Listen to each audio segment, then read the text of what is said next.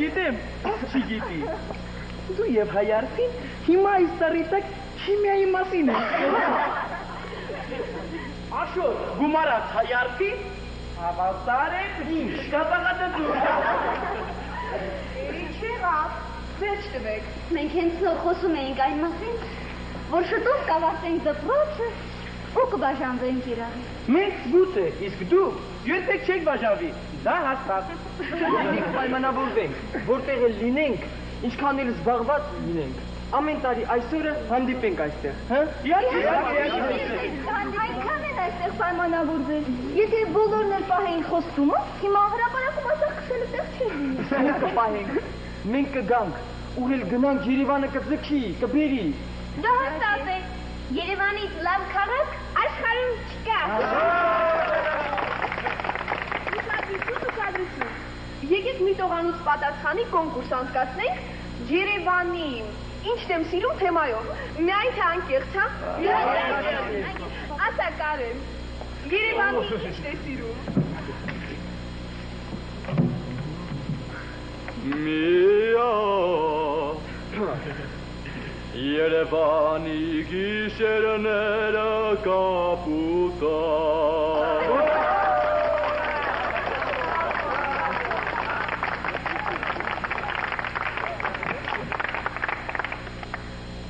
Ես սիրում եմ մեր տունը։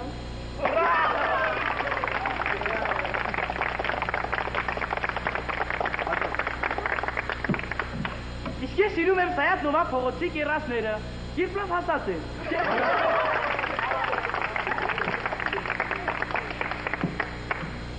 Ես սիրում եմ մեր ավագ ջոկատավար ընկեր Հասմիկին։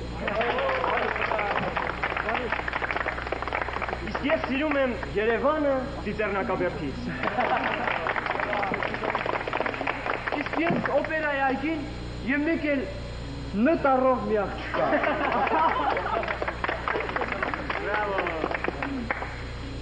Իսկ դու Աշոտ։ Ես սիրում եմ։ Ես սիրում եմ։ Պարզ է, հայացի։ Տղալին էիր այնպես կհաստնելի։ Իսկ դու հայացի։ Ես սիրում եմ բոլորին։ Իսկ բոլորին չէ։ Աշոտին Ջեկոյին։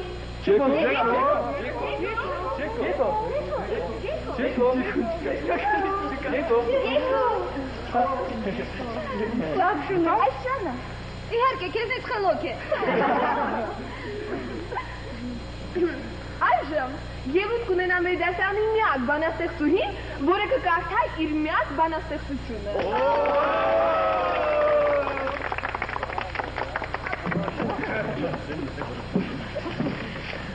Բացեք ձեր աչքերը։ Գարունը բացվել է, աշխարհը լցվել է, ծաղկով ու երգով ու սիրով, արևը ժպտում է, տես որքան ժպտում են սիրահար աչերն ու գերող, բացեք ձեր աչքերը, բացեք ձեր աչքերը, բացեք ձեր աչքերը, բացեք, չարժե կորցնել այս հեքիաթային պահը և սերն իր դրոշն է պարզել։ Մեր մայր Երևանը լույսերում շողում է, բացել է խնդության հանդես, կանչում է իր գիրկը նրանց, որ դրսում են, մրսում են, տրտում են ու խեղճ։ Բացեք ձեր աչքերը, բացեք ձեր աչքերը, բացեք ձեր աչքերը, բացեք։ Չարժե կորցնել այս հեքիաթային պահը և սերն իր դրոշն է պարզել։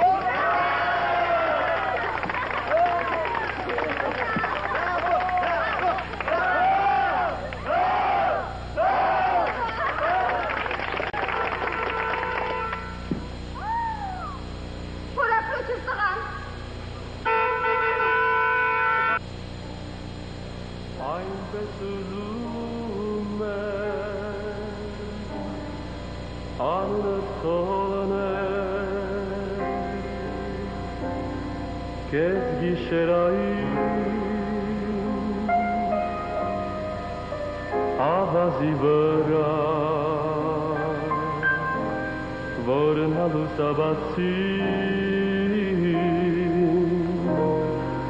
արտացոլվա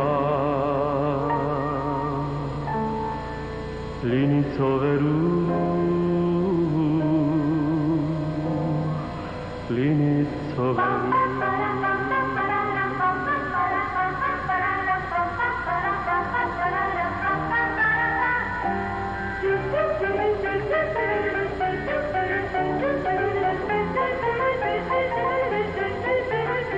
այնպես ուզում անունը թողնել կեզ գիշերային աղազի վրա որ հուսաբացի Կացած համաձուլված, իրող այն ինչ հաշվել են, ապա դա ամենամուրն ու ամենադիմացկունն է մինչև այժմ եղած բոլոր համաձուլվածներին։ Ես շատ ուրախ եմ ձեզ համար, Գևորգ, շնորհավորում եմ։ Դրա կարիքը ամբողջ միությունն է զգում, ամբողջ աշխարհը։ Գիտես ինչ արեց Ստեփանը, երբ հաշվեց մի վերջին անգամ եւ համոզվեց, որ գտել ենք։ Պար եկավ։ Ոչ, ես էի պար գալիս, նա լավ էր լինում, երեխայի նման։ Կողքից նայողը մեզ անպայման խելագարի տեղ կդրեց։ Դե իհարկե հեշտ չէր։ 3 տարի։ 3 տարի, դա տարիներով հաշվել չի լինի, Սոնա, ազնիվ խոսք։ 3 տարիների յուրաքանչյուր վայրկյանը, վայրկյան առ վայրկյան։ Երբ խոսում ես ու հաշվում, ուտում ես ու հաշվում, մտածում ես ու հաշվում, ծիծաղում ես ու հաշվում, հասկանում ես։ Ճաշարանում մատուցողները, անձեռնությունները փախցնում են սեղանները։ Ստեփանին պատի թերթ էին տվել ձևավորելու։ Ամբողջ էջը բանաձևերով էր լցել։ Բայց համաձուլվածքը կա։ Այո, բայց դժբախտաբար այն լաբորատորիան չկա, որտեղ հնարավոր լինի փորձարկել այդ համաձուլվածքը, հասկանում ես։ Բայց ոչինչ, դա էլ կլինի։ Մեր գործարանում արդեն իրար են խառնվել։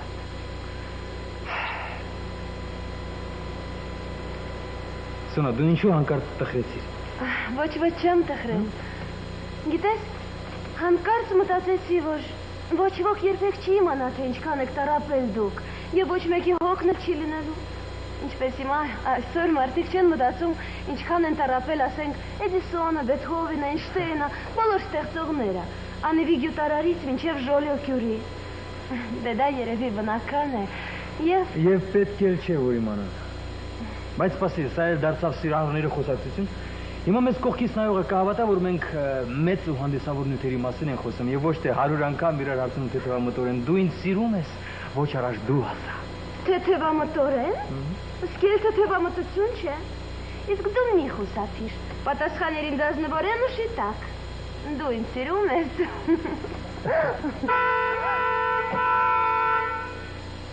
Փոքրիկ քուրիկս է, սատանա։ Գեմոր։ Մեզ նկարիր, թե ջի հորակույրին կասեմ։ Այդ դու մեզ։ Ջեկո։ Մեկ այլ։ Ձեզ զարից պրտունել չի լինի։ Արագ, շարվեք։ Արագ։ Իդու մոտ բնա։ Մոտ։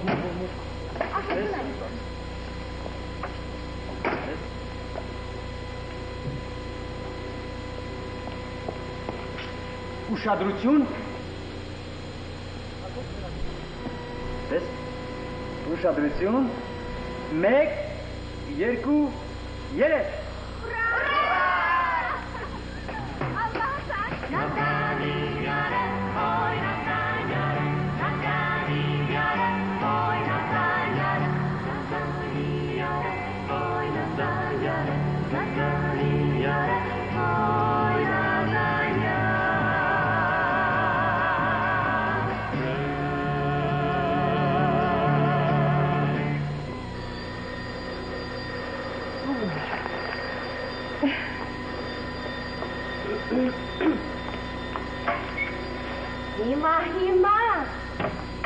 Հիմա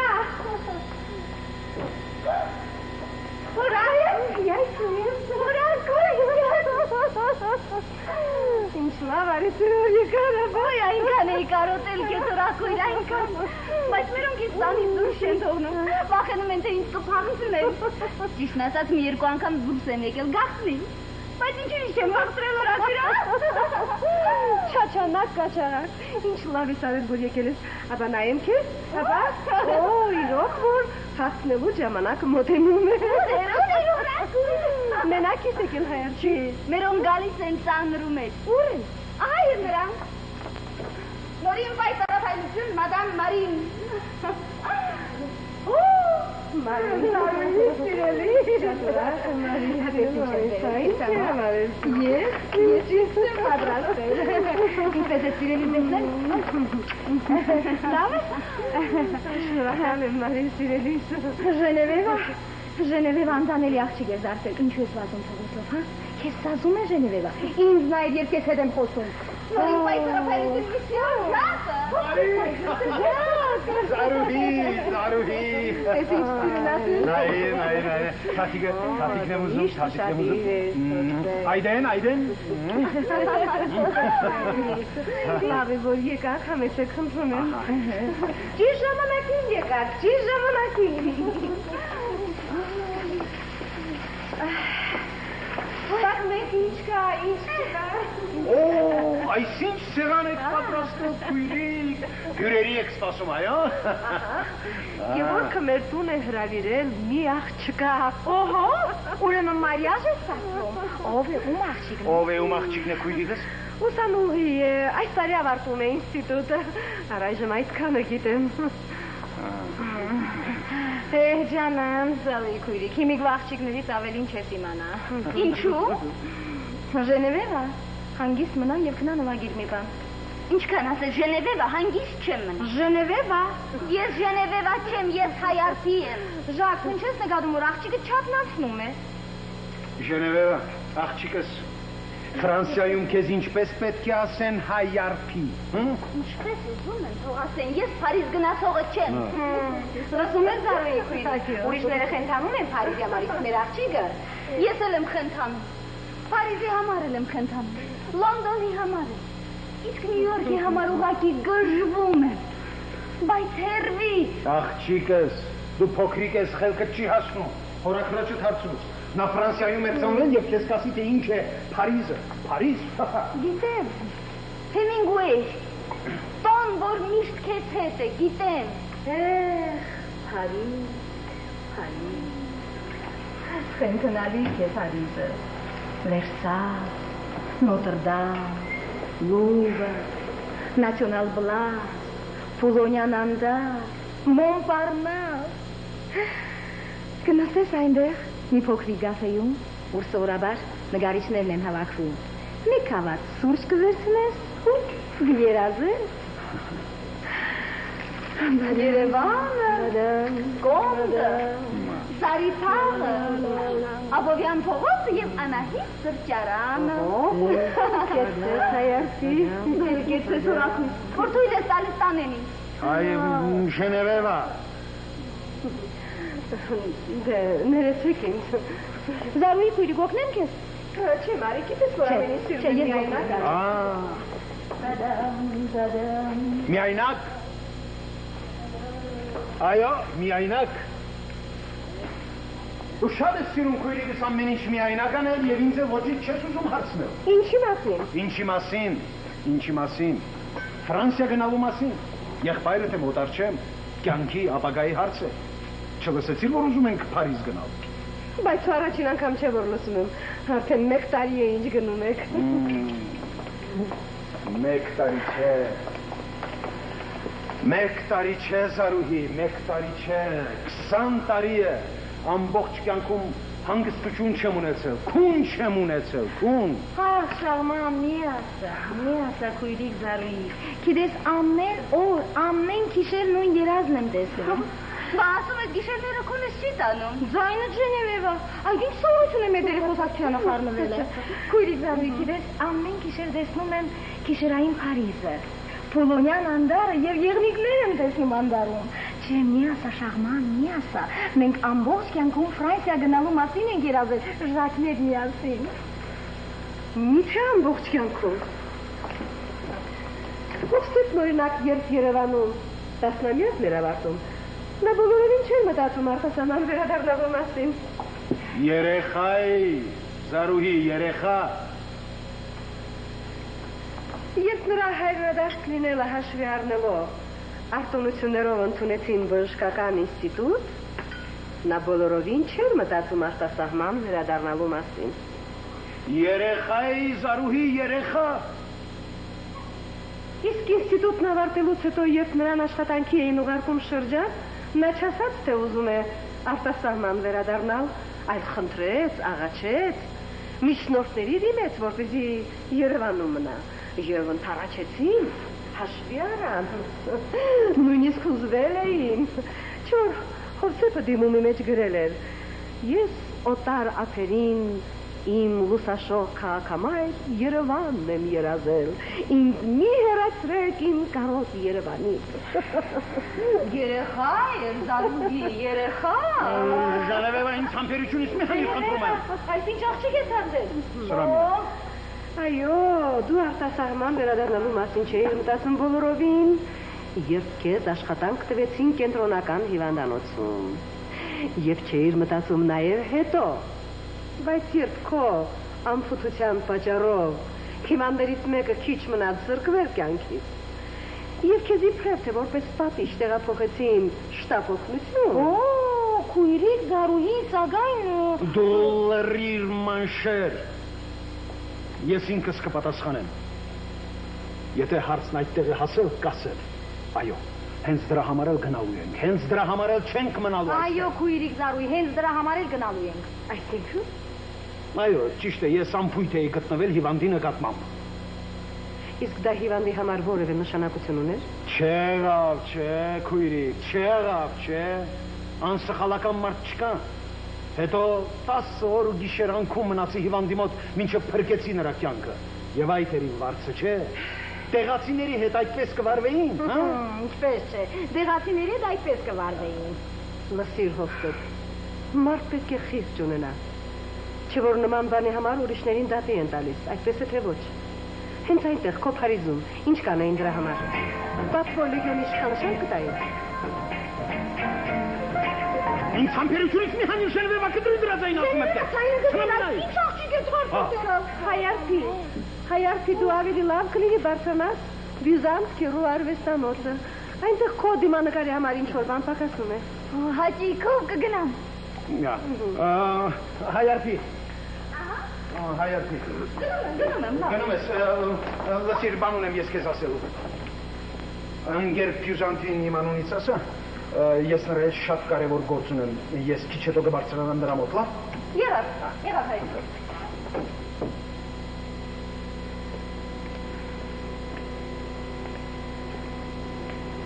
Ասում ես, պատվո լեգիոն, շքանշան կտային, այո։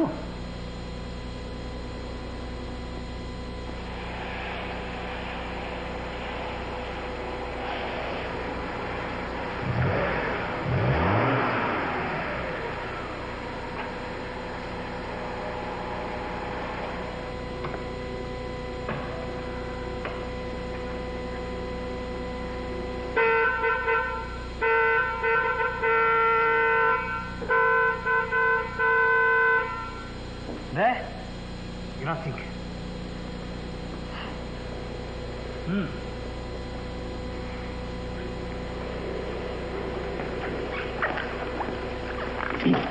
Դե։ Արի։ Դե սպասիր շունչ քաշ։ Չէ, էլի կփոխես մտադրությունը։ Դե չէ, ուղղակի։ Ինչ։ Ոտքերս դողում են։ Հայ քեզ գիզ։ Ասես գնում եմ քննության եւ ոչինչ չգիտեմ։ Ավելի լավ։ Մայրիկս հենց դրա համար քեզ 5 կնշանակի։ Իսկ եթե վաղը գամ վաղը։ Իսկ ինչ տարբերություն, վաղը թե այսօր։ Դե վախենում եմ։ Ումից մայրիկից։ Դմբո, մայրիկը միակ մարդն է աշխարհում, ումից չպետք է վախենամ։ Վախենում եմ խոսել չկարողանամ։ Իսկ ես հակառակից եմ վախենում։ Մայրիկից տեսնես թե չէ, ակամա սկսես պատմել բոլոր մեղքերը։ Այնպես որ եթե որևէ մեղք ունես, խորը թաքցրի։ Ունեմ, իմ մեղքը իմ սերն է։ Եթե հումորը չես կորցրել, ուրեմն վիճակն այնքան ծանր չէ։ Դեկնի։ Չէ, սպասիր Գևորգ, մի քիչ էլ նստենք, հետո անպայման կգնանք։ Իսկ եթե սառնոց ունի։ Նա քեզ արդեն սիրում է։ Բայց նա ինչ չի ճանաչում։ Նա գիտի, որ ինստիտուտն ավարտելուց հետո դու մանկապարտեզում ես աշխատելու երեխաների հետ։ Իսկ դա արդեն նրա համար ամեն ինչ։ Դու արդեն նրա համար հոգեդուստր ես, գործընկեր, համախոհ, սրբերի դասի թեկնածու, աստվածության ասպիրանտ։ Նա իմ հոգին հանել է իր արտակներով, վաշոտներով, հասմիկներով։ Նրա համար աշխարհում միայն աշակերտներ գոյություն ունեն, ուրիշ ոչինչ, որոնց հարկավոր է սովորեցնել, դաստիարակել, կրթել։ Ըստ որում դաստիարակելուց հետո էլ նրանք մայրիկի համար մնում են աշակերտներ։ Անցյալ օրը զանգ տվեց մի մինիստրի, ասում է. «Աշոտիկ, վաղը մեր դպրոցում ավանդական հավաք է։ Անպայման կգաս եւ աշխատիր չուշանալ, ինչպես դպրոցում էր ուշանում»։ Գիշեր-ցերեկ նրանց հետ է։ Գիշեր-ցերեկ իր աշակերտների հետ է։ Նրանց հետ է ուրախանում, նրանց հետ է տխրում, նրանց հետ է երկուսներ ստանում, ուղղում այդ երկուսները։ Երբեմն մտածում եմ, որտեղից նրան այդքան սեր, որ նա այդպես շռայլորեն բաժանում է բոլորին։ Դե շատ լավ մայր ունես, Գևորգ։ Գիտես, ինձ թվում է նա ինձ սիրում է, որովհետև բոլորին է սիրում։ Այ, գուցե հակառակը։ Ո՞վ է հակառակը։ Հա? Ո՞վ է հակառակը։ Բարև Սոնա։ Արդեն մի քանի տարի ինչ ես տանել չեմ կարողանում այդ բառը եւ նրա բոլոր ասացումները միասին վերցնել։ Հակառակ, հակառակություն, հակառակոր։ Հակառակը։ Մենք բոլորովին ուրիշ բանի մասին ենք խոսում, Նորից հակառակ։ Եվ դու բրուտոս։ Դե գնացինք։ Իսկ ինչ եք դրսում կանգնել։ Համեցեք ներս։ Իդեպ սա այն հազվագյուտ տներից է, որտեղ առայժմ ես հարգանք եմ վայելում։ Սպասիր Ստեփան, ես ուզում եմ շնորհավորել ձեր հաղթանակը։ Հաղթանակ։ Ինչ հաղթանակ։ Արարատը խաղացել է։ Այլևս ոչ մի խոսք, մայրիկը սպասում է։ Սպասիր Գևորգ, ուրեմն Այլևս ոչ մի ուրեմն, Ստեփան, բացառության կարգով թույլ եմ տալիս։ Բռնի։ Գնացինք։ Ահա։ Խնդրեմ։ Խնդրեմ։ Ոչ, միայն ձեզանից հետո։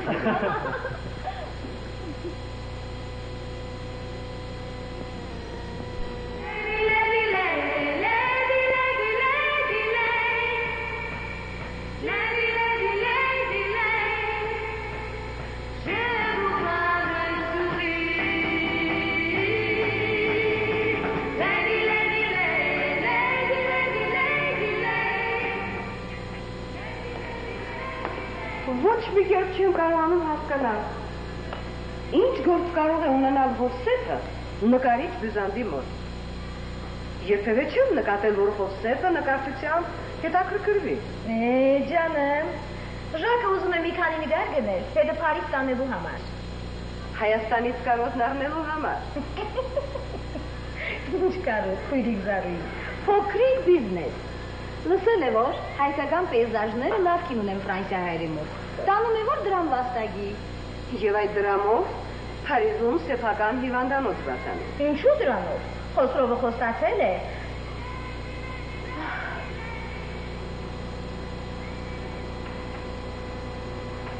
Խոսրովը։ Ինչ Խոսրով։ Ինչ գործ ունի Հովսեփն այդ մարդու հետ։ Ուֆ, քույրիկ Զարուհի, Ժակը քեզ չի պատմել, այ նա հիմա ինձ կսպանի։ Իրոք որ կսպանի, 100 անգամ ասել եմ, Ժակ ինձ կախնիկ մի վստահի։ Այդ ինչից է քույրիկ Զարուհի, ես միշտ ասում եմ այն ինչի պիտի ասեմ։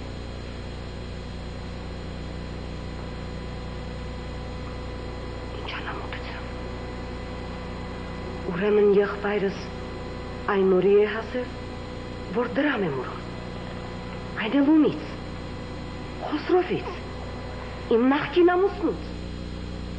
Ինչ անամոթություն։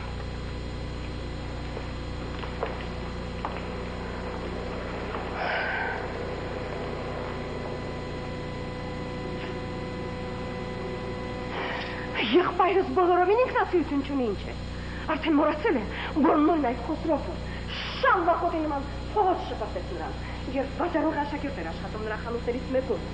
եւ համարձակվել էր մի սուտ կոնֆետ նվիրել Անտոն Միթերունու։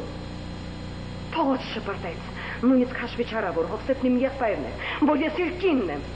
Արևտրի մեջ քուր եղբայր չկա ասած, մի օր խանութը կծախի։ Հիմա ինչ է պատահել։ Ինչ է պատահել, որ պատրաստ է հիվանդանոց նվիրելու, այդ ինչ հանկարծակի սրտառուչ կապ է հայտնվել նրա ու Խոսրովի միջև։ Բոլորովին էլ հանկարծակի չէ։ Բոլորովին էլ հանկարծակի չէ։ Նրանք միշտ գրում են իրար։ Խոսրով ամեն տարի նոր տարնում այնպիսի շնորհավորական բացիկներ ուղարկում մեզ, որ հրաշք են, մեղվեն, իսկ մեզ մոտ չկան։ Հիվանդանոցը հիվանդանոցը չի նվիրում։ Ժակը պետք է աշխատի եւ չնչին տոկոսով մաս պարտ կվճարի։ Բարի գործ է արածում, ինչ ոչինչ։ Բարի գործ։ Բարեգործություն, նաև բարեգործություն, նա, որի համար ծիծաղելի բառեր են, խիղճը, պատիվը, ազնվությունը և հանկարծ բարեգործություն, նա, որ 20 տարվա ընթացքում նույնիսկ չհետաքրքրվեց, թե ինչ եղավ իր որդին։ Այն իրավացի է քույրիկ Զարուհի, իրոք որ անիրավացի ես։ Նա միշտ էլ գրում է, և Ժակը գրել է ձեր մասին, այո, նա ամեն ինչ գիտի, գիտի, որ դու վաստակավոր ուսուցչու ես, որ գիտությունների թեկնածու ես դարձել։ Ինքը ինչ է դարձել, այդ մասին ձեզ չի գրում։ Այո, ինչպես, չէ, այդ մասին չի գրում, ոչինչ չի գրում, բայց ինչեր է գրում Ֆրանսիայի մասին, ինչեր է գրում, հեքիաթ է, լատոն։ Մամ, հայրիկը քերը Բյուզանդի սենյակից էլ ինձ դուրս խնդրեց, դուք ուր կհրամայեք գործը։ Եկ այստեղ հայրդի։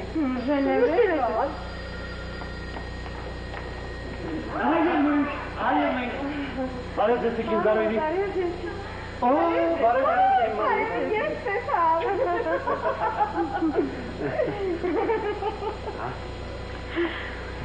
Մայրիկ։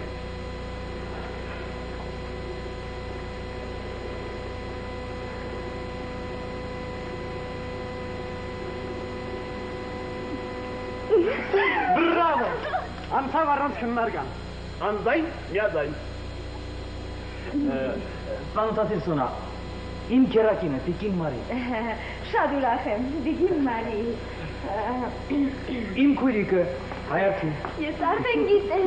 Իսկ այժմ թույլ տվեք ձեզ հրավիրել այս հարգարժան սեղանի մոտ։ Եկ այստեղ աղջիկս։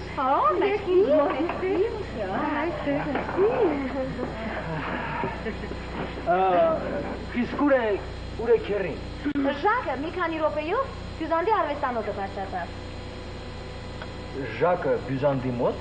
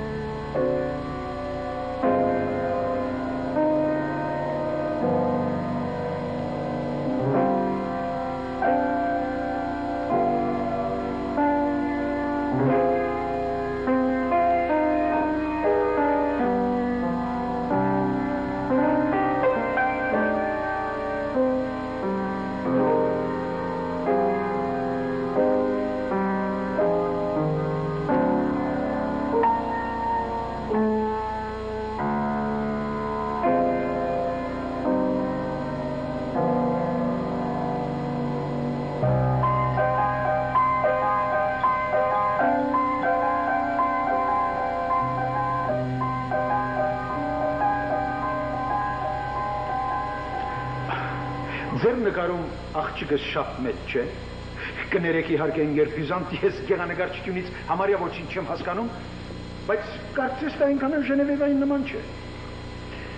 Նստիր Ալֆրեդ, նստիր։ Շնորհակալություն։ Մի տեսակ խեղճ լինի ասես։ Աչքերն էլ տխուր են։ Դուք այդ անպիտանի երբևէ տխուր տեսած կաք։ Ես նրան Ուրախ քիչ եմ տեսել։ Տարօրինակ է, կրակի կտոր այդ աղջիկը։ Կրակի կտոր։ Քայլող ծիծաղ։ Կամ քրքջում է կամ պորտկում զայրացած։ Շատ յուրագրգիռ է։ Ասենք հիմա բոլորն էլ ջղային են, դառն է այդպիսին։ Լսում եմ Հոսեփ։ Հա։ Անգերպիզանտ։ Ինձ մի քանի կտավ է հարկավոր։ Բնանկարներ։ Ահա։ Արարատ սարը եւ Սևանա լիճը։ Դուք կարծեմ այդպիսի պեյզաժներ ունեք, ես տեսել եմ ամսագրերում։ Ես ուզում եմ գնել դրանք, եթե իհարկե շատ թանկ չեն։ Շատ թանկ են Հոսեփ։ Այսինքն որքան արժե։ Նայածում համար։ Ինձ համար օրինակ չափազանց թանկ են, գրեթե գին չունեն։ Բայց դուք այնուամենայնիվ դրանք վաճառում եք, չէ՞։ Ինչ գնով եք վաճառում։ Ես միշտ հաշվի եմ առնում, թե գնորդը ինչքանով է գնահատում գործը։ Սրամիտ է ընկերպիզանտ, սրամիտ է, բայց վախենում եմ, որ ձեզ շատ կխապեն։ Չէ, գնորդների մեծ մասը ուզում է ցույց տալ, որ ինքը հասկանում է արվեստը եւ գնահատում է իսկական գործը։ Դե ուրեմն ես ասում եմ արկել։ Ես նախապես ասեցի, որ ես գեղանկարչությունից ոչինչ չեմ հասկանում, բայց ինձ հարկավոր է մի քանի կտավ։ Ինչի համար։ Գիտեք ինչ երբիզանտ, ես ուզում եմ ինձ հետ Ֆրանսիա տանել։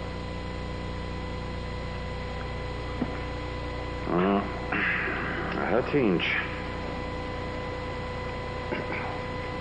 Չէ Հոսեփ։ Ես սկզբունքորեն դեմ եմ, որ իմ նկարները արտասահման գնան։ Ինչու։ Անձնական ցուցահանդես կազմակերպելու ժամանակ դրանք պետք են գալիս եւ ես անմիջապես հավաքում եմ մասնավոր հավաքածուներից։ Արտասահմանից ինչպես ետ բերեմ։ Գոնե մեկն անգամ չեք վաճառի։ Չեմ վաճառի։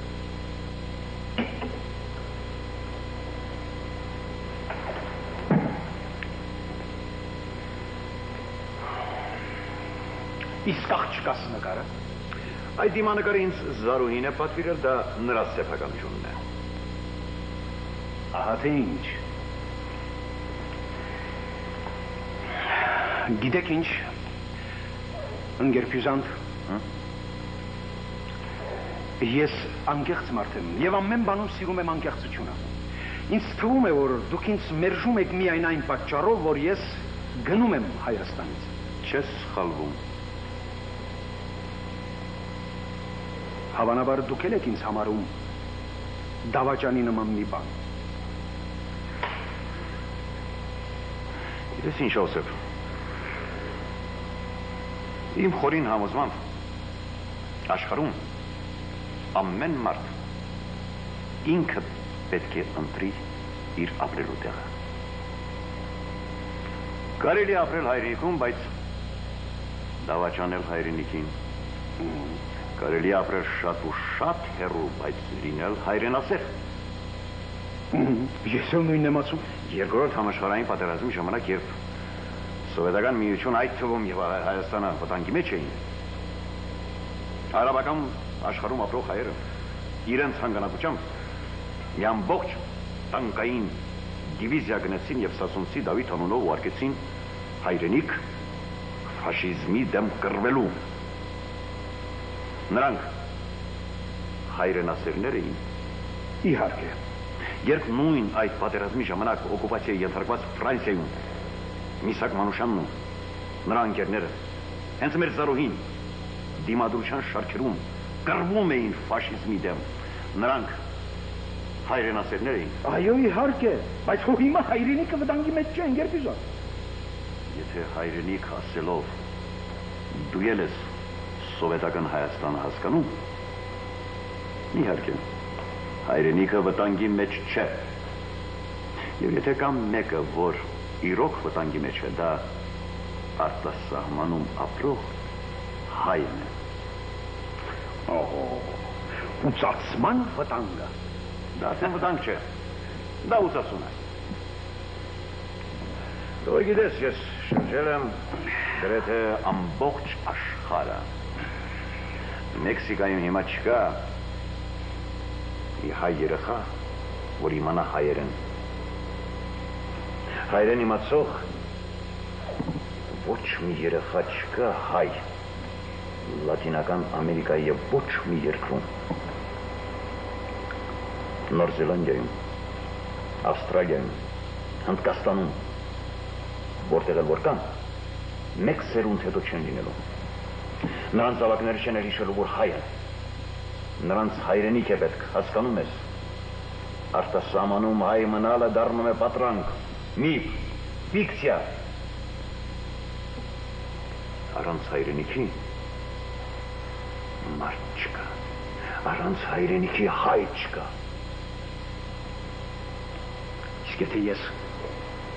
Իսկ եթե ես ուզում եմ Ֆրանսիայում ապրել, աշխարհին ինչ, Դե ուրեմն գնա։ Քեզ որևէ մեկը պահում է։ Քեզ թույլտվություն չեն տվել։ Տվել են, չէ՞։ տվել են։ Այո, տվել են։ Բայց ինչու են ամենտեղ ինձ խետ նայում։ Ես այդ զգում եմ։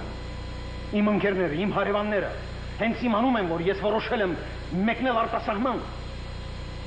Ծաղրում, արհամարում, ատում են ինձ։ Ինչու։ Ես ձեզ եմ հարցնում, ինչու։ Սիրոսը, իսկ դու տեսել ես մի մոր, որ համբուրի որդու ճակատը, որին մեծացրել է, կրթել է տարապանքով, բայց որը լքում է նրան։ Ես զգում եմ։ Դա էլ մեծ բան է, որը զգում ես, գիտես։ Միթե դու որևէ պարտավորություն չունես քո մայր հայրենիքի նկատմամբ, որը քեզ մեծացրել, բժիշկ է դարձրել։ Միթե դու որևէ պարտավորություն չունես քո բարեկամների, ընկերների, հարևանների նկատմամբ, որոնց հետ դու ապրել ես 20 տարի։ Միթե դու որևէ պարտավորություն չունես քո աղջկա նկատմամբ, որն անիծելու է քեզ։ Այո, անիծելու է։ Մարդը նոր տուն է ստանում, դժվարությամբ է պոկվում հին տնից։ Ինչպես եք դուք պոկվում ձեր հայրենիքից։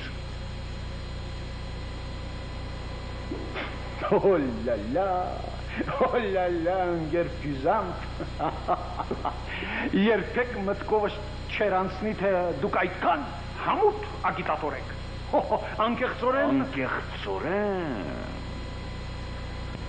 Անկեղծորեն Ժակ Հովսեփ։ Դու ինձանից լավ ագիտատոր կլինես այնտեղ ձեզ մոտ արտասահմանում։ Ես։ Այո, Ինչու։ որովհետև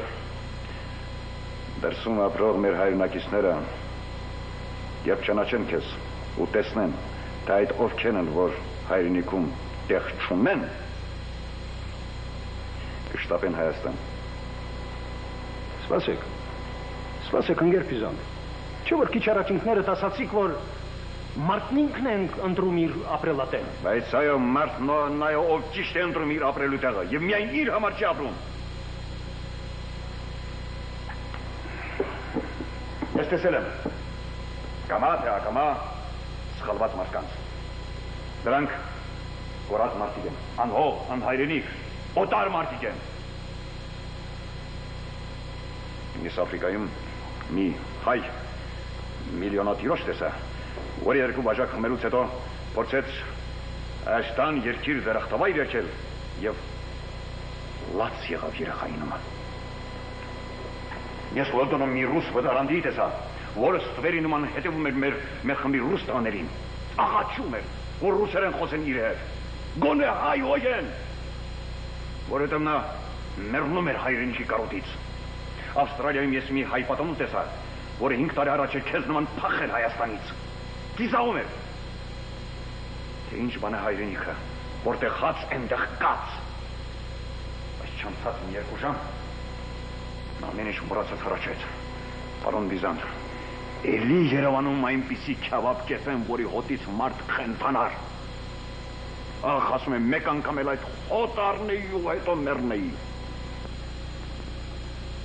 Ձեր ուսուցիչ տեսա, հայ, որ ասում էր, ես ինչ ուսուցիչ եմ, երբ աշակերտ չկա, եւ խնդրում էր, որ հայրենիք տարեք հայ երեխաներին, բռնի տարեք աղաչում էր։ Երեխաներ տեսա բերուտի մեջ, որոնք աղաչում, լալիս էին, ձեռքերը վեր պարզած, մենք ալ հայրենիք ուզենք, դու մարդ, գիտես թե ինչ բան է, կարոտը։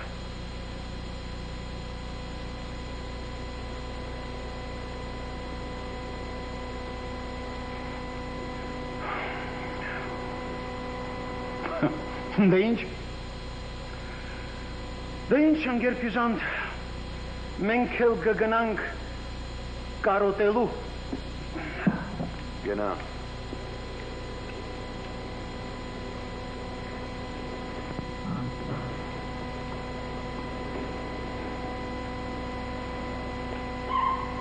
Գնա։ Բայց եթե երբևէ վերադառնաս, աչքիս չերավաս։ Հայրիկ, կերի Բիզան, հորակույրը խնդրեց ներքև իջնել։ Հայրվի, ներողություն խնդրիր Զարուհուց, ես զբաղված եմ, չեմ կարող։ Չի լինի, կերի Բիզան, հորակույրը անձամ խնդրեց, Գևորգի հարսնացուն է եկել, որ տեսնեք ինչ աչքեր ունի, ինչ լավիկն է, ուղղակի կնկարեք, կերի Բիզան։ Դե լավ, գալիս եմ։ Գնանք աղջիկս, գնանք։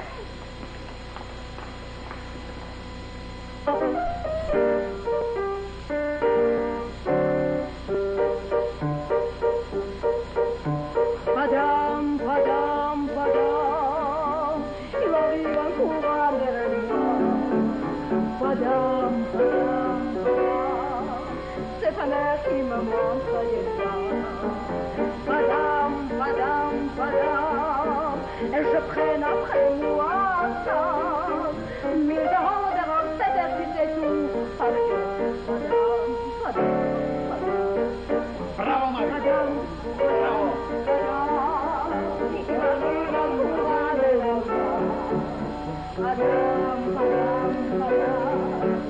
C'est un air qui me rend Madame, et je prenne après moi ça, mais d'avoir cette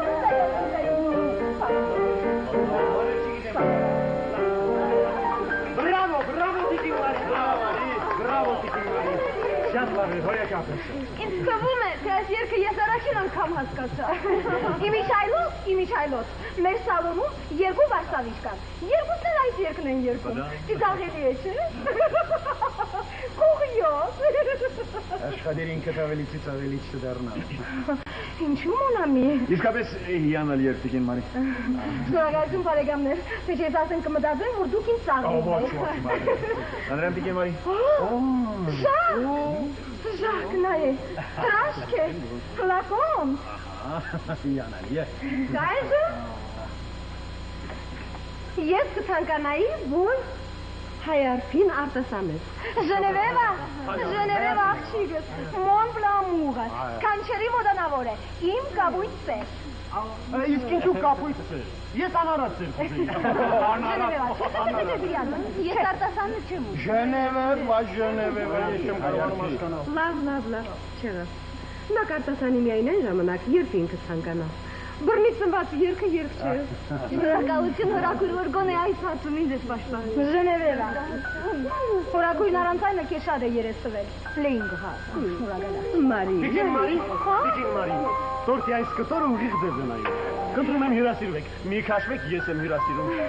Համերսի մուսյա, ես արդեն մի դուք երել եմ։ Շնորհակալություն։ Մի մորուքավոր անեկդոտ կա։ Ահա։ Այսինքն երկու կտոր է, բայց ձեով է հաշվում։ Ինձ Ստեփան գիտեք, ձեզ նայողը երբեք չի մտածի, թե դուք գիտնական եք։ Իսկապես։ Այո։ Դե ուրեմն ամեն ինչ կարգին է։ Ախր գիտեք, ես ծպտված գիտնական եմ։ Հետախույս։ Բում։ Բայց գիտեք, ես միշտ այսպեսին չեմ եղել։ Ինձ փոխել են։ Ինտեղը ուրիշ երեխա են դրել, բա։ Այդ մասին ոչ մեկին ոչ մի խոսք։ Խոսում ենք թե-թե։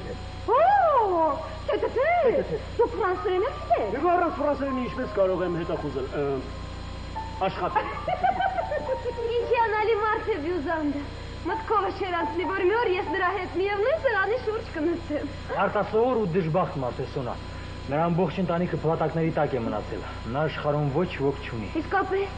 իսկ նրա կտավները այնքան լուսավոր են, արևոտ, հեքիաթային։ Այդպես է նայում աշխարհին։ Հոգու ինչ մեծ ուժ պետք է ունենա մարդ, որ այդքանից հետո կարողանա արև նկարել ու երեխաներ։ Եվ ինչ հետաքրքիր դեմք ունի։ Դե, ես սկսում եմ խանդել։ Գիժ։ Զարմանալու ինչ կա այդպես։ Մեկն էլ մեր պատիներ կրել։ Հայարփի գումարած աշոտ հավասարի սեր։ Խուլիգաններ են ուրիշ ոչինչ։ Ժնևևա աղջիկս այս ինչ ես անում։ Այսքան տող չի կարելի մի անգամից ուտել։ Կճիրանաս։ Այ տեսնում ես ինչպես եմ ես ինձ զսպում։ 3 ամիս է սովամահ եմ լինում, բայց ոչինչ չեմ ուտում։ Տես ինչպես եմ նիհարել։ Քիրությունը Փարիզում ընդունված չէ, մաշեր։ Դուք գիտեք, որ մենք 2-3 օրից Փարիզ ենք մեկնելու։ Իսկապես։ Այո։ Շնորհավորում եմ։ Երանի ձեզ։ Քանի օրով։ Ընդմիշտ։ Ահ, հիմա Փարիզի ամենալավ ժամանակն է։ Փարիզ, սքանչելի է։ Օրերն ու ժամերն են հաշվում, Փարիզ սքանչելի է։ Ամեն բան ամենտեղ չեն խոսիր, մտածելով խոսե։ Աման, Ժակ, ես քեզ 100 անգամ ասել եմ, որ ինձ մի ասա մտածի։ Դու գիտես, որ հենց ես մտածում եմ, գլուխս ցավում է։ Աժոտել ֆոյի հավատա խոսքի Ժակ։ Գիտեմ։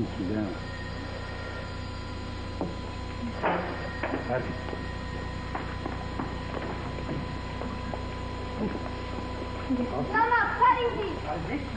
Ֆրանսերեն է գրած։ Ինչ? Ֆրանսերեն դուր տեսնեմ։ Դուր։ Ֆրանսերեն շակկացավ։ Ֆրանսերեն։ Տեսնեմ։ Ահա։ Փարիզի Մոնմարտր թաղամասի նոտարական գրասենյակը հայտնում է, որ 2 ամիս առաջ մահացել է պարոն Խոսրով Վարդանը։ Նա Եվ իր ողջ շարժական եւ անշարժ գույքը, ինչպես նաեւ զանազան բանկերում ունեցած արժեթղթերը ընդհանուր գումարով շուրջ 2 միլիոն ֆրանկ կտակել է իր միակ որդուն Երևանում բնակվող Գևորգ Խոսրովի Վարդանյանին։ Գևորգ, շնորհավորում եմ եղբայր։ Շնորհավորում եմ եղբայր։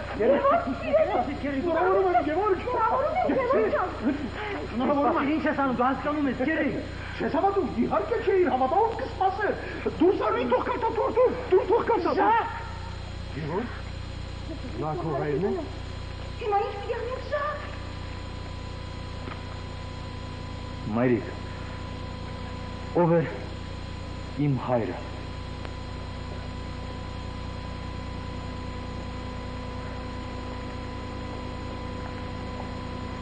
Քո հայրը տղաս։ Ես պատմել եմ քեզ նրա մասին։ Այո, մայրիկ, բայց այն ժամանակ ինձ թվացել է, թե դու ուրիշի մասին ես պատում, ինձ բոլորովին օտար մարդու մասին։ Բայց հիմա այս թղթով, այս նամակով նա մի տեսակ կոնկրետ մարդ դարձավ ինձ համար։ Կներես, մայրիկ, եթե ակամա վիշտ եմ պատճառում քեզ, բայց ես շատ կուզենայի իմանալ, թե իրականում ով է եղել։ Ինչ մարդ է եղել իմ հայրը։ Հայրդ աղա մարդ էր, Գևորգ, աղա մարդ էր։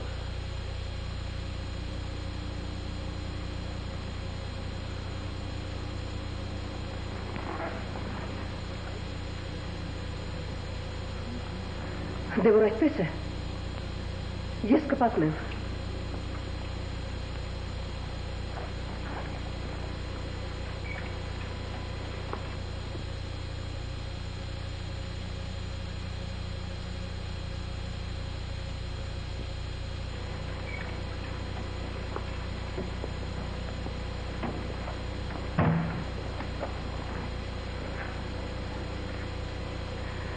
Մենք նրա հետ ծանոթացանք Մարսելում, պատերազմի օրերին։ Իսկ ծնողներս Մարսել էին հասել Սասունի կոտորածից հրաշքով փրկվելուց հետո։ Պատմում են, որ հայրս չի կարողացել հանգիստ ապրել, որովհետև անկարող է եղել մոռանալ, թե ինչպես են իր աչքի առաջ սպանել իր 10-ամյա որդուն։ Մոռանալ։ Այո, տղաս։ Ոմանք դժբախտաբար մոռացել են։ Հետո։ Գուցե հետո պատմես Զարուհի։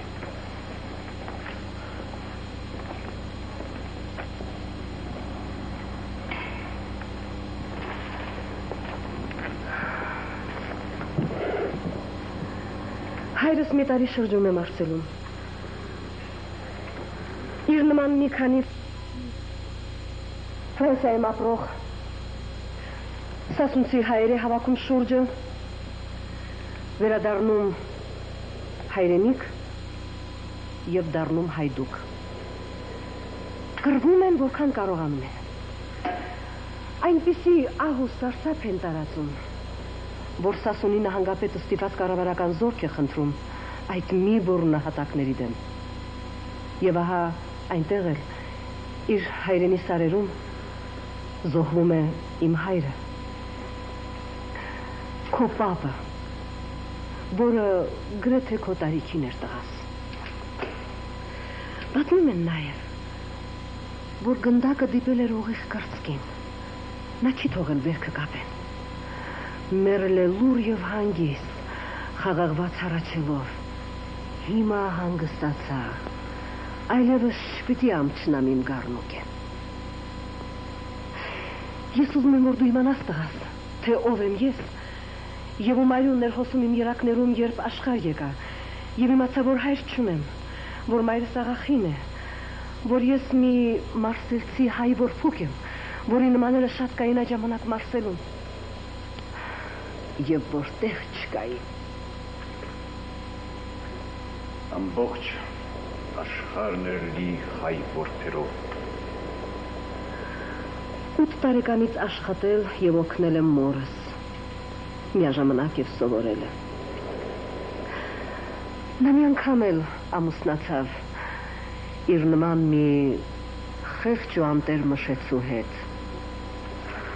Երազում էին երկիր վերադառնալ եւ կռվում էին, թե որտեղ պիտի ապրեն, Մուշում, թե Սասունում։ Հիմա նրանք երկուսն են թաղված են Մարսելի հայկական գերեզմանատանը։ Եվ նրանցից միայն Հովսեփն է մնացել։ Երբ ֆաշիստները մտան Փարիզ, ես վերջացրի դպրոցը։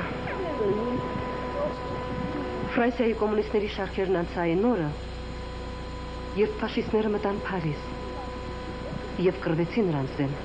մինչև նրանք հեռացան Փարիզից։ Ես դա գիտեմ, մայրիկ, ձեր ջոկատի մասին շատ են գրում։ Բայց չգիտես տղաս, որ հենց այդ ջոկատում է ես հանդիպեցի քո հորը, Խոսրո Վարդանյանին։ Ինչպես։ Նա էլ էր դիմադրության շարժման մեջ։ Այո, մեզ հետ էին բոլոր նրանք, ովքեր դեմ էին ֆաշիզմին, Բավական էր, որ նրանք հայրենասերներ էին, ուզում էին ազատագրել Ֆրանսիան եւ կռվում էին ֆաշիզմի դեմ։ 3 տարի մենք կռվեցինք կողք կողքի։ Հիանալի մարտիկ էր քո հայրը։ Շատ սիրուն տղամարդ էր, շատ սիրուն տղամարդ։ Խմբի հրամանատար էր։ Երեխեզակությամբ ապշեցնում էր բոլորին։ Ես հապարտանում էի, որ նա նաև հայ է։ Ես աստվածացնում էի նրան։ Ահա թե ինչու, երբ պատերազմն ավարտվեց եւ նա առաջարկեց ամուսնանալ իր հետ, ես ուրախությամբ համաձայնվեցի։ Ես երջանիկ էի, Գևորգ։ Ուրեմն ինչ պատահեց որ։ Ինքն իր բախտից երես տեկեց ջանամ, երես տեկեց։ Բավական է, դու լրիր Ժակ։ Որքան էլ դա տարօրինակ թվա, պարզվեց, որ մենք իրար բոլորովին չգիտենք։ Մենք օտար մարդիկ էինք։ Բայց իսկապես տարօրինակ է, մայրիկ։ 3 տարի լինել միասին մի բանակում եւ չճանաչել միմյանց։ Մեկ ընդմիշտ հասկացիր, Գևորգ, դասակարգեր ասածդ, դասագրքային բառ չէ միայն։ Սուտ բան է, տարբեր դասակարգի մարդիկ իրար հետ ապրել չեն կարող։ Խոսրո Վարդանյանը, որ պատերազմից անմիջապես հետո պարոն Վարդան դարձավ, մեծահարուստ մարդ էր։ Ժակը պատմել է ինձ, ծով հարստություն ուներ, բայց ափսոս, այսինքն փառք Աստծո, օտարից ձեռք չընկավ, ճիշտ է Գևորգ։ Լրե։ Աման, ինչու դու մենակ ես լրեմ։ Նրա միակ նպատակն էր կյանքի պահպանել եւ ավելացնել հայրական հարստությունը։ Դրանից դուրս նրա համար ուշ ոչինչ գոյություն չուներ։ Պատերազմից հետո նա ավարտված համարեց կռիվը, որովհետև իր հարստությունը ետ բերելու համար էր կռվում։ Իսկ ինձ համար պատերազմը ավարտված չէր։ Ես ընկերներ ունեի։ Մենք պայքարում էինք հաղթանակի պտուղները ժողովրդին ծառայեցնելու համար, մեր զոհված ու հաշմանդամ ընկերների ընտանիքներին հոգնելու համար։ Իսկ Խոսրո Վարդանյանը իր եսից բացի ուրիշ ոչինչ չգիտեր։ Իմ խանութները, իմ տները, իմ կարողությունը, իմ կինը։ Հա, ախպեր, հա, նա ծնված էր իսկական տեր լինելու համար։ Այո, նա մի օր հենց այսպես էլ ասաց։ Ինչ է, իմ կինը իմ դեմ է կռվում։ Եվ նա յուրովի իրավացի էր։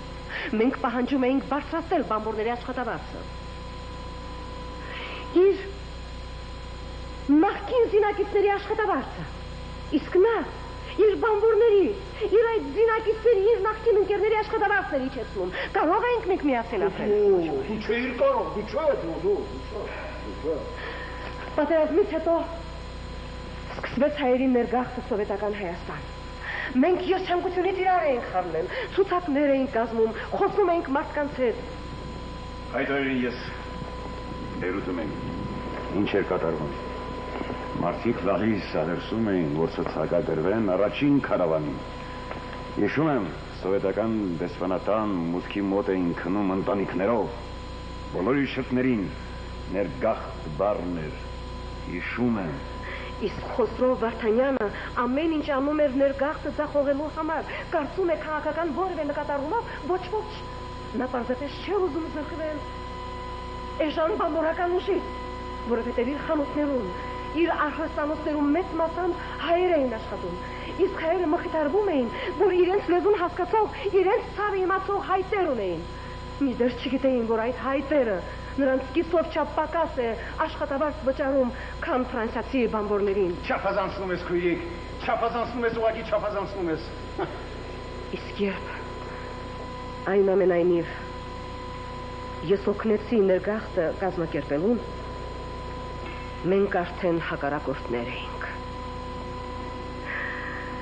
Եվ նույնիսկ դու չէիր կարող օգնել մեզ, իմ հրաշք,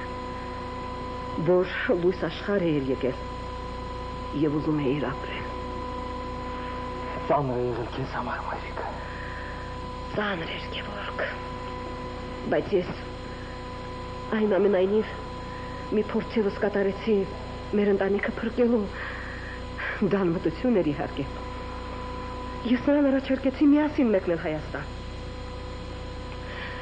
Ես նրան պատմում էի հայրենիքի, Մաշտոցի,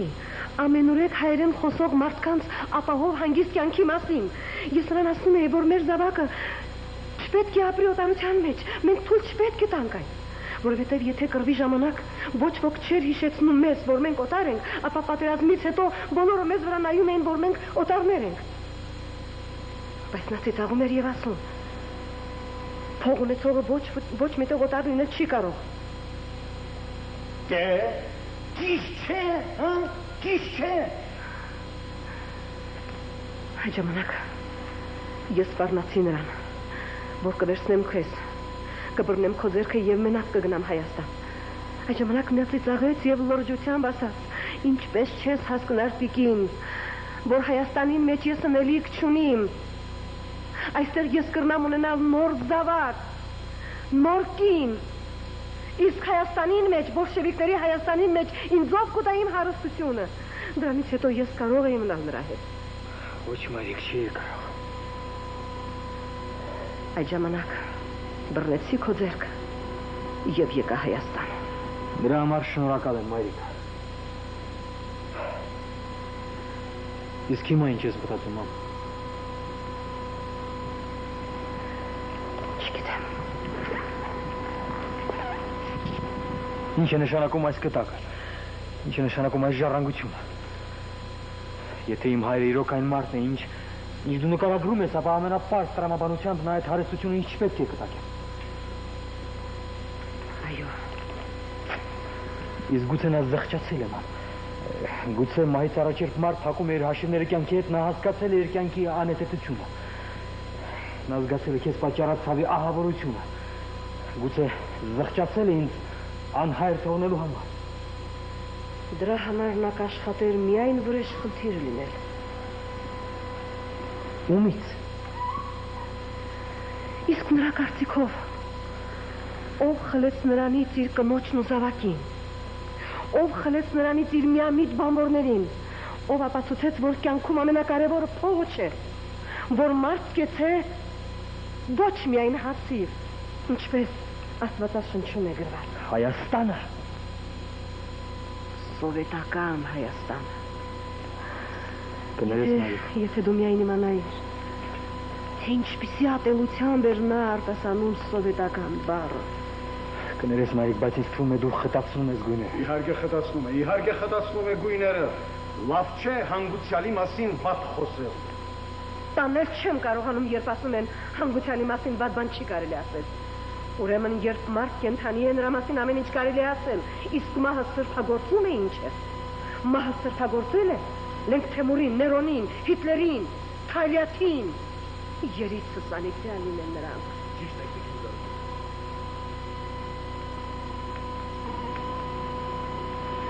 Իսկ հիմա ինչպես պետք է վարվեմ այս ժառանգության հետ, մայրիկ։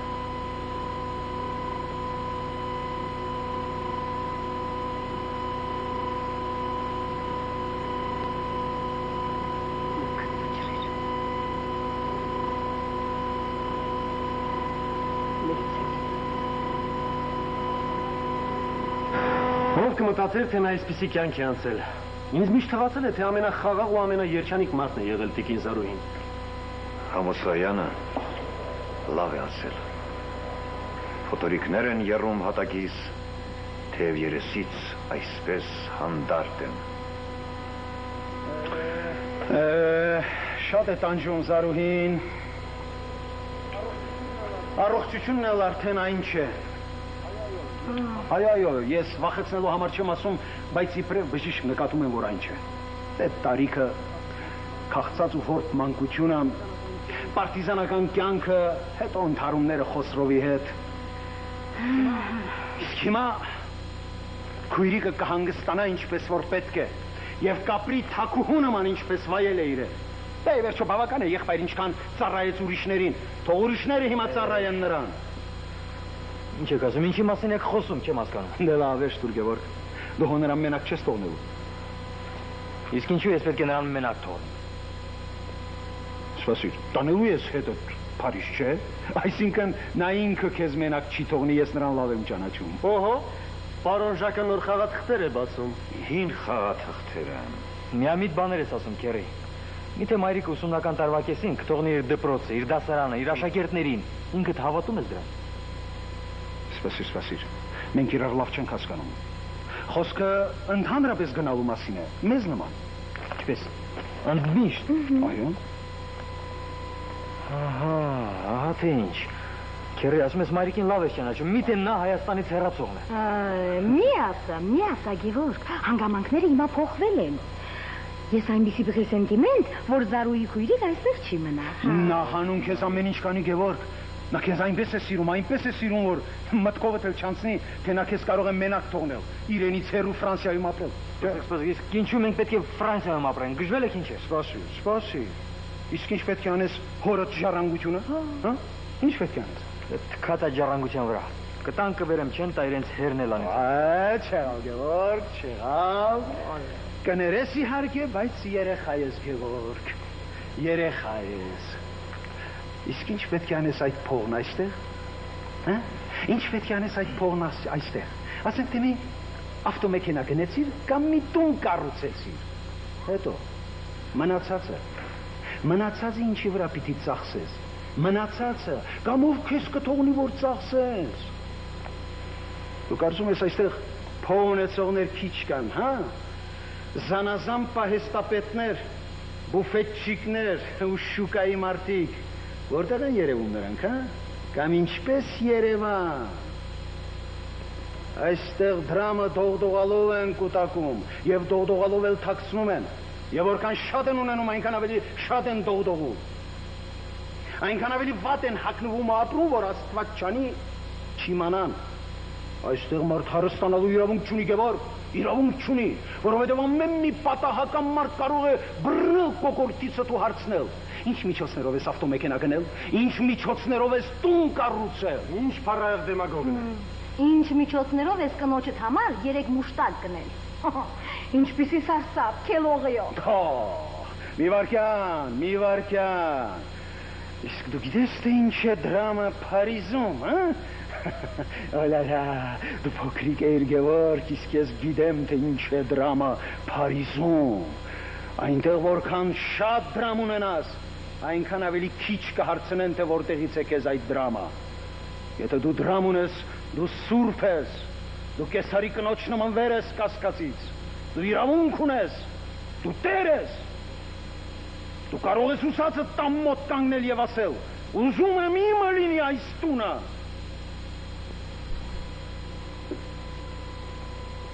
Ինքնաթիռ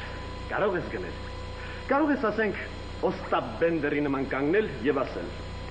ես գնում եմ այս ինքնաթիռը թեթեթային թղթի մեջ։ Կարող ես, հա? Գադագում ես, հա? Գադագիր, իրավունքը քոնն է, գադագիր։ Այո, կարող ես գնել ընկեր Ստեփան, եթե շատ փող ունենաս։ Այո, այդ արդիվան հոգ մնա Գևորգ, այդ արդիվան հոգ մնա։ Մենք այդ փողը կդնենք շրջանառության մեջ եւ 30%-ի շահ կբերի մեզ։ 30%-ի քերիտ այդպիսի գործերի մեջ գլուխ ունի Գևորգ։ Դու արի գնանք եւ կտեսնես թե ես ինչի եմ ընդունակ։ Ոլրի պարզ է թե դու ինչի ես ընդունակ Ժակ։ Գևորգ քերիտ շատ ընդունակ մարդ է։ Արտասահմանի մեջ անմիջապես առաջ կգնա, որովհետեւ ոնդը տաղան, իսկ տաղանդավոր մարդուն հողը է։ Թուն լրե, տաղանդ, ինչ տաղանդ։ Իսկական տաղանդը քո առջև է։ Իսկական տաղանդը Գևորգն է։ Իսկական տաղանդը Ստեփանն է։ Ինչ անեմ Ստեփան, ինչ տաղանդավոր մարդ է, քիդնագանի տեսք չունի։ Ու իմ բազլեբլեբիջի մեջ։ Չէ, ինչու՞։ Տաղանդ։ Այո, տաղանդ։ Ինչ է։ Կարծում եք չգիտեմ, ամբողջ քաղաքն է խոսում։ Ամբողջ քաղաքն է խոսում։ Դու մարդ հսկայական շահաբեր յուտանի ու նրա ճանապարհը փակես։ Հա՞։ Գիտես թե գործարանատերերը քեզ դրա համար ինչ կանեին, հա։ Ձերքից ձեր կխլեին, գլխի վրա կպահեին, ձերքերի վրա կբարձրացնեին։ Դու մարդ հսկայական շահաբեր գյուտանի ու սկսի խնդրել թե ընդունեք իմ գյուտը, օգտագործեցեք, միլիոնների օգուտ ստացեք, երբ ինքը միայն կոպեկներ վիրիս տանա, Այսպիսի հովանավորող ունենք եւ անտեր մանենք։ Չեմ հասկանում թե այսքանից հետո ինչը կարող է քեզ այստեղ պահել։ Դու այդ փողը կդնես շրջանառության մեջ։ Գյուտը եւ գործարանատերերը գլուխ կջարդեն քեզնից այդ գյուտը գնելու համար։ Իսկ դու Գևորգ չես վաճառի։ Երեխա չլինես, չես վաճառի։ Դու կպահանջես ուղիղ շահույթի 5%-ը, ոչ ավել եւ ոչ պակաս։ Իսկ դու մինչև սրճարանում մի բաժակ վիսկի խմես, քո դրամագլուխը բանկում 100 ֆրանկով կավելանա։ Մինչև դու մի բաժին բիֆշտեքս ուտես։ Իսկ դու գիտես թե Փարիզում ինչպիսի բիֆշտեքս են պատրաստում։ Չէ, քոանի ռեստորանի նման, գիտեմ։ Բանկում քո դրամագլուխը էլի 100 ֆրանկով կավելանա, այդ մի գյուտով, միայն ու միայն մի գյուտով դու մուլտիմիլիոներ կդառնաս, եւ եթե ուզենաս, սենատն էլ կարող ես գնել, այո, սենատն էլ կարող ես գնել, սենատն էլ, եւ այն ժամանակ, ընկեր Ստեփան, փաթաթիր սենատն էլ թղթի մեջ, Ես քեզ լրիվ հասկանում եմ, Քերի։ Միայն մի բան չեմ կարողանում հասկանալ։ Միթե դու այնուամենայնիվ քեզ վտանգի տակ դնելով մի տուփ կոնֆետ ես տվել խեղճ Անտուն ծերունի։ Ո՞վ։ Ես։ Երբ։ Ահա, Փարիզում հիշում եմ, հետո 6 ամիս անգործ մնացի եւ եթե Սարուհին չլիներ, քաղցից կմեռնեի։ Այդ հանուն այդ մի տուփ կոնֆետի, Քերի։ Եվ հանուն նրան, որ դուք այսպես թե այնպես իմ մոր եղբայրն եք, անմիջապես հեռացեք այստեղից։ Գևորգ, խելագարվել եք, ինչ ես խոսում, մոր եղբայրը դու Տիկին Մարի, եթե նա իմ մոր եղբայրը չլիներ, ես նրան անմիջապես հեռացեք այստեղից, գնացեք գրողի տարած ձեր արտասահման, ուր ուզում եք, մենք այլևս չտեսնեմ ձեզ։ Գևորգ, ուշքի եք, ինչ ես ասում, Գևորգ, ինչ ես ասում, այս բանը սազում եք ես, իմ անօգնական վիճակից օգտվելը սազում եք ես, մեծահոգությունից ես խոսում, գոնե Տիկին Մարիին խնայիր, 2 տարի է ինչ նա օրերն է հաշվում, նա խելագարվում է։ Ժակ, ես արդեն խելագարվում եմ, ես արդեն խելագարվում եմ։ Լսեք, դուք ինչ եք ուզում ինձանից, Գևորգ, սիրելի եղբայր, անուշ ընկեր, մենք Ֆրանսիա ենք գնում, որովհետև քո հայրը Խոսրով Վարդանը խոստացել էր մեզ ֆինանսավորել, նա ինձ համար մասնավոր հիվանդանոց էր գնելու, նա ինձ դրամ էր տալու, դրամ, մենք հանուն այդ դրամի ենք գնում Ֆրանսիա, Գևորգ, հասկանում ես, հանուն այդ դրամի։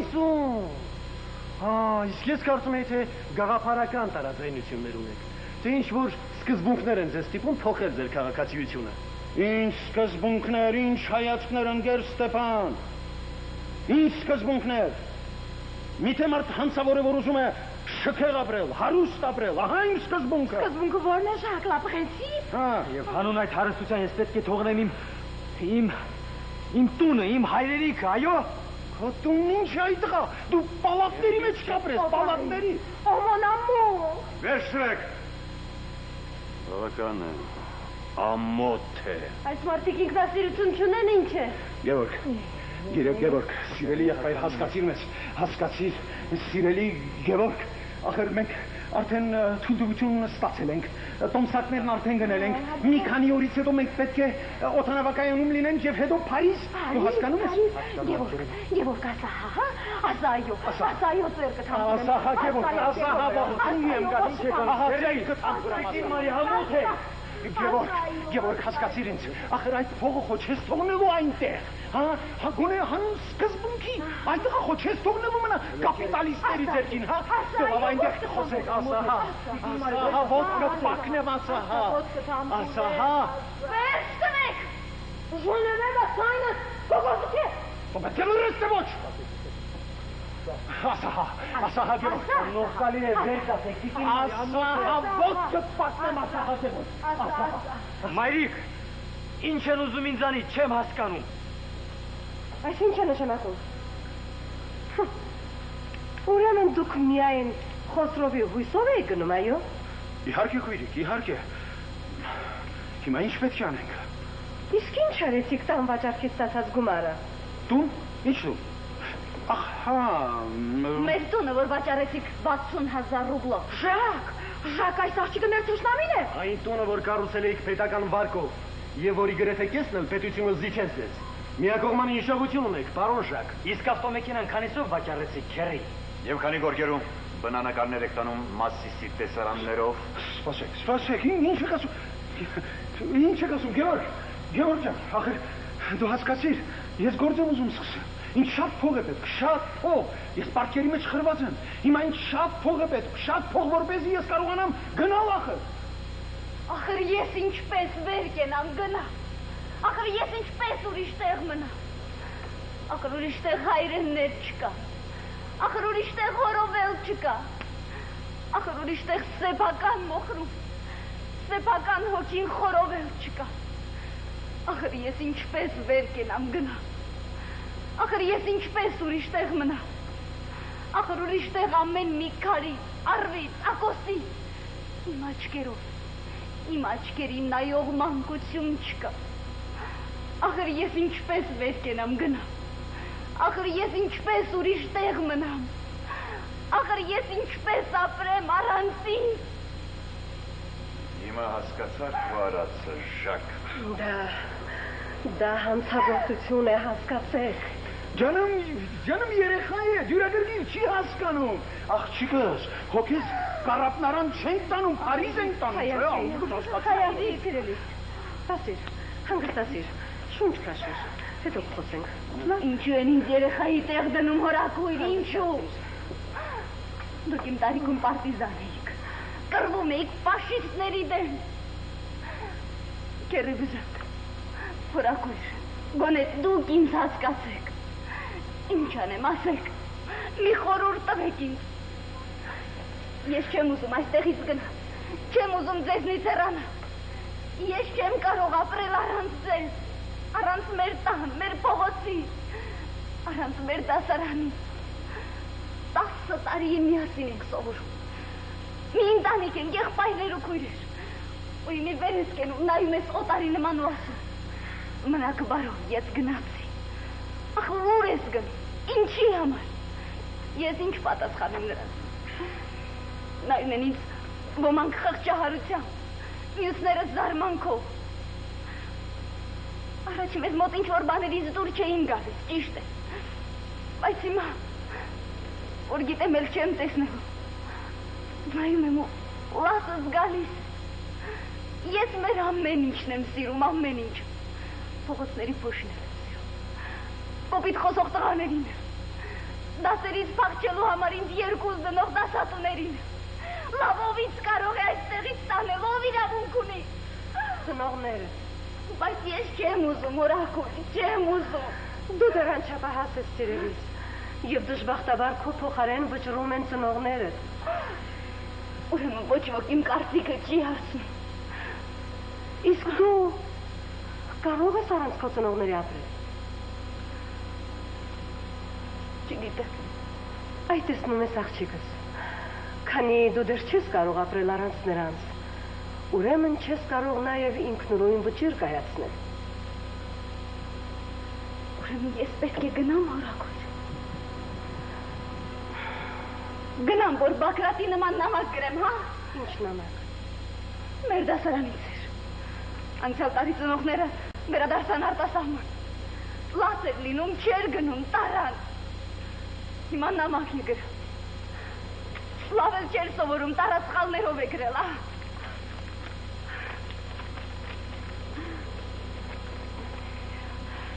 Իմ դասարանցիներ ջան, եղբայրներ ու քույրեր ջան, արդեն 6 ամիս է ինչ Բեյրութում ենք։ Օր չկա, վայրկյան չկա, որ չհիշեմ ձեզ։ Երազումս էլ ձեզ հետ եմ լինում, որ արթնանում եմ, ջղայնանում եմ, նորից եմ քնում, որ տեսնեմ ձեզ։ Հայրս ու մայրս ամեն օր կռվում են, երևի բաժանվեն շուտով։ Իսկ փոքր քույրերս գիշերները ծածկվում են վերմակի տակ, գրկում իրար ու լաց են լինում, խոսում, իրենց մանկապարտեզի, դպրոցի մասին։ Բեյրութը շատ մեծ քաղաք է, շատ մեծ շենքեր կան, շատ լավ փողոցներ, բայց քայլում եմ ու ոչ մի ծանոթ չկա, դուք չկաք, քայլում եմ ու ծանոթ մարդ չկա, մարդ, օտարներ են բոլորը, ինձ հասկանում եք, չէ՞։ Եղբայրներ ջան, քույրեր ջան, միշտ իրար հետ եղեք, ընկերություն արեք, ընկերությունից լավ բան աշխարհում չկա, ու հիշեք ձեր անբախտ Բակրատին, մինչև տեսնենք, թե ինչ է լինելու։ ու այսպես չի մնալու։ Վերջացնում եմ իմ նամակ, ամուր գրկում ձեզ, որովհետև մեռնում եմ ձեր կարոտից, Երևանի կարոտից։ Սիրտս կտոր է լինում, ոնց է գրել։ Այնինչ շարադրությունից հազիվ 3 էր ստանում։ Հայրն էլ հյուրանոցների տեր է, լավ եմ ճանաչում, մեծահարուստ մարդ է, գիտես։ Դու իմացիր, Ժակ, դու։ Հիմա ինչ անեմ, հորաքույր։ Դուք ինձ օգնել չեք կարող։ Դուք ինձ ոչինչ ասել չեք ուզում։ Ուզում եմ։ Գնա, աղջիկս։ Գնա, եթե ուրիշ ելք չկա։ Դրանում ես քեզ համար ոչ մի սարսափելի բան չեմ տեսնում։ Ես քեզ համար մազաչափ անգամ չեմ անհանգստանում, որովհետև դու ճիշտ ես զգում, դու ճիշտ ես մտածում։ 1 տարի հետո դու չափահաս կլինես և ինքդ կորոշես քո անելիքը։ Այն ժամանակ ոչ ոք չի կարող ուրիշ որևէ վճիռ պարտադրել քեզ։ Գնա, աղջիկս, գնա ու հանգիստ եղիր։ Ես այսօրվա պես տեսնում եմ քո վերադարձը։ Միթե դա հնարավոր է, հորաքույր։ Դա անխուսափելի է, սիրելիս, որովհետև դու աշխարհում որևէ այլտեղ չես կարող ապրել։ Դու աշխարհում որևէ այլտեղ չես կարող երջանիկ լինել, որովհետև դու հասկացել ես, թե ինչ բան է հայրենիքը։ Գնա, աղջիկս, գնա ու վերադարձիր,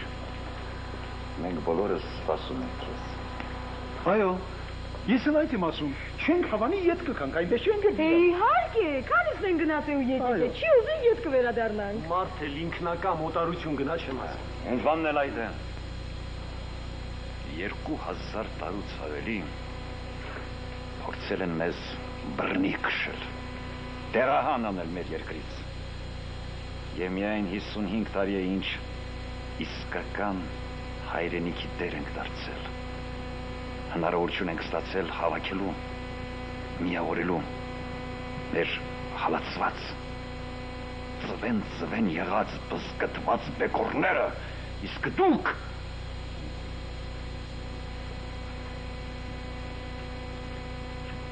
կարճ ասած, հայրենիքի ցերացողը իմ կարծիքով եսամոլ է և մորթապաշտ։ Չեղավ ընկերպիզանտ, չեղավ, մեկ քանի օքու հեռանալով,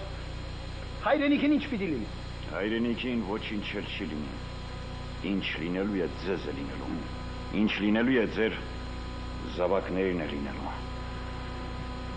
Ասենք ավելորդ է ձեզ հետ խոսելը։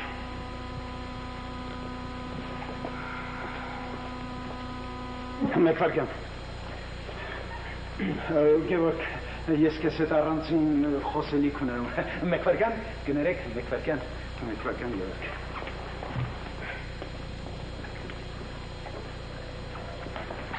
Լսում եմ, կերի, ես տեսնում եմ, որ քեզանից բան դուրս չի գա։ Աստված քեզ հետ դու գնա քո ճանապարհով, բայց թույլ տուր, որ ես էլ իմ ճանապարհով գնամ այդ տղա։ Ամեն ինչ վաճառել եմ, տունս տեղս վաճառել եմ, հիմա ես ոչինչ չունեմ, ամեն ինչ վաճառել եմ։ Այո, քերի, ամեն ինչ վաճառել ես։ Ծաղրում ես, հա, ծաղրիր, իրավունքը քոնն է, ծաղրիր։ Բայց դու հասկանում ես, որ ես այլևս այստեղ մնալ չեմ կարող։ Իսկ ես միտե քո ձեռքից բռնում եմ։ Ձեռքս էլ ոտքս էլ։ Գերոջ ջան, հասկանում ես, եթե գայիր, թե չեմ ասում, եթե չես ուզում մի արի, բան չեմ ասում, բայց եթե գայիր, այդ միլիոնները քեզ պետք չեն, բայց ինձ համար կյանք է, երազ է, ապագա է։ Ինչ ես ուզում ձանից, քերի։ Չէ, մի բարգացի, ես բան չեմ ասում, ինձ միայն մի թուղթ է պետք։ Քեզ դու չես ուզում այդ ժառանգությունը, չէ՞։ Իսկ ինձ համար պետք է այդ ժառանգությունը։ Ինձ մի թուղթ է պետք, որ դու հրաժարվում ես հորդ ժառանգությունից։ Այդ թուղթը ինձ համար։ Հիմա այդ թուղթը քեզ էլ պետք չէ, պարոն Ժակ։ Ավելի մի իջիր, քան կաս։ Դարձյալ դուք ընկերբյուժան։ Տեսաբեք ինչ եք ուզում ինձանից համար։ Յոկ։ Միջազգային դեմ ես դարձել։ Յոկ։ Քո մասին արտասահմանյան թերթերն էլ են գրում։ Իմ մասին։ Այո։ Ինչ կարող են գրել իմ մասին, Քերեբյուժան։ Արիզում բացված իմ ցուցահանդեսի արդիվ։ Հայկական թերթերից մեկը քննախոսական է դրել եւ խմբագիրներից մեկը ինձ է ուղարկել այդ համարը։ Քիչ առաջ ստացա, բացում եմ, նայում եւ հանգարց տեսնում որ քո մասին էլ գա։ Հորդ կտակն է ամբողջությամբ տպված։ Կատա։ Ուրեմն։ Չորոտ էջում է, այդ ներքևում, այստեղ։ Դեսանուր նույն բանն է ինչ գրել են։ Չէ։ Մի կետ էլ կա։ Ահա թե ինչ։ Գևորգ, բարձր կարտա, մենք էլ լսենք։ Երրորդ կետ։ Այս կտակը օրինական կհամարվի եւ ուժի մեջ կմտնի միայն այն դեպքում, եթե որդիս Գևորգ Խոսրովի Վարդանյանը Ֆրանսիա վերադառնա ընդմիշտ եւ շարունակի իմ գործը, Խոսրով Վարդան։ Սպասեք։ Ես ինչ էի ասում։ Ես ճանաչում էի նրան։ Սպասեք, տեսնեմ։ Այս ինչ եղավ։ Այն եղավ, որ պիտի գնաք։ Ժակ։ Սպասիր թող։ Գնանք այստեղից։ Ահ, քեզ որ կսեի կեղտոտ մարդ եւ այդ Խոսրովը։ Վերջտոր։ Հիմա բնութագրեր բաշանելու ժամանակը չէ։ Գնանք։ Անիցիալին են բոլորը։ Գնանք այստեղ։ Ժենևա։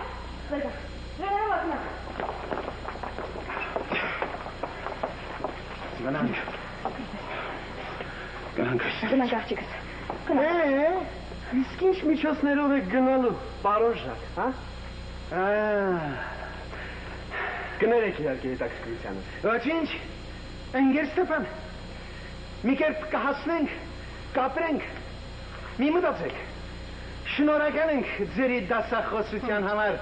շնորհակալ ենք, ախ, թե սկզբից կիմանայի։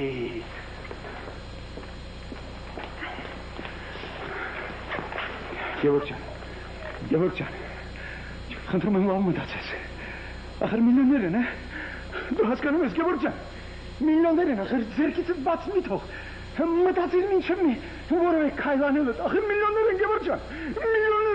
ջան, կխելագարվեն միլիոններ են այդ տղա։ Ինչ մարդ ես դու այդ տղա, ինչ մարդ ես դու, ինչ մարդ։ Մարդը։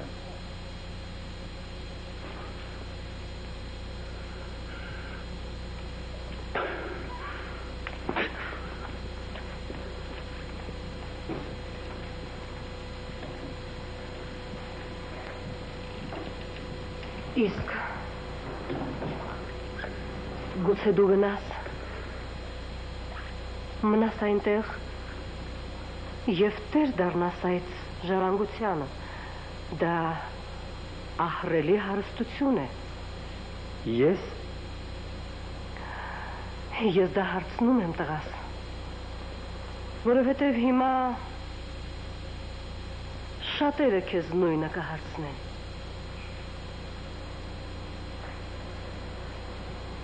Ես գիտեմ, թե ինչ կպատասխանեմ այդ շատերին, մայրիկ։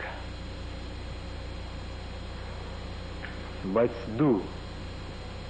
դու մայրիկ։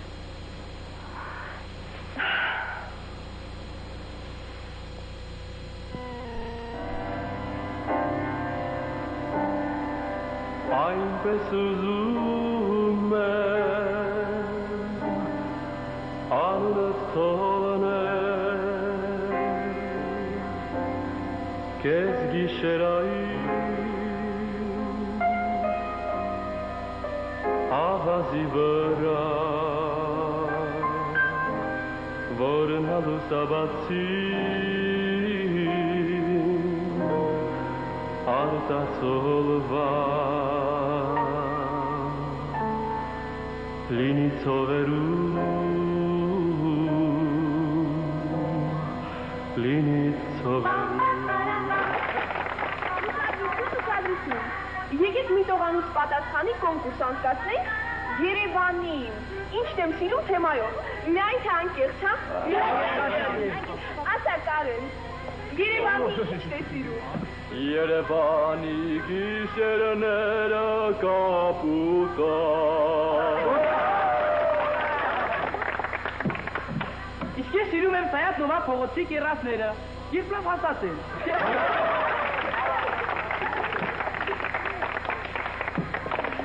Իսկ ես օպերայի այգին եւ մեկ էլ նտարով մի աղջկա։ Իսկ դու Աշոտ։ Ես Ես սիրում եմ Ես սիրում եմ Պարզ է, հայացի։ Տղալիներ այնպես հացնելի։ Իսկ դու հայացի։